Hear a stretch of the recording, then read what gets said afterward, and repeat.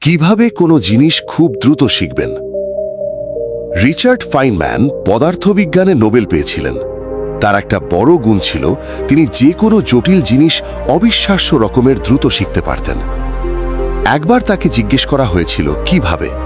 তিনি বলেছিলেন, আমি যখন কিছু শিখি তখন নিজেকে কল্পনা করি একজন ছোট বাচ্চাকে বোঝাচ্ছি। যদি সহজ ভাষায় বোঝাতে না পারি তাহলে বুঝি আমি আসলে এখনো শিখিনি। এটাই পরে ফাইনম্যান টেকনিক নামে পরিচিতি পায়। পদ্ধতিটা খুব সহজ। যা শিখছেন সেটা পড়ুন, তারপর বই বন্ধ করুন এবং নিজের ভাষায় সেটা লিখুন বা বলুন, এমনভাবে যেন একজন একদম নতুন মানুষ বুঝতে পারে। যেখানে আটকে যাবেন বুঝবেন ওখানেই আপনার ফাঁক আছে।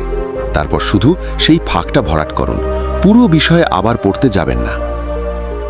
এই একটা পদ্ধতি দিয়ে ফাইনম্যান এমন বিষয়েও দক্ষতা অর্জন করেছিলেন যেগুলো তার মূল বিষয় ছিল না।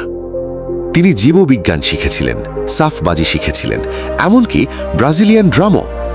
প্রতিবার একই পদ্ধতি, বোঝো, নিজের ভাষায় বলো, ফাঁক খোঁজো, ঠিক করো। বেশিরভাগ মানুষ শেখার সময় যা করে সেটা হলো পড়ে যায়, হাইলাইট করে, নোট নেয়, আর একবার পড়ে। এতে মনে হয় অনেক কিছু করা হচ্ছে, কিন্তু আসলে ব্রেইন সক্রিয় থাকে না।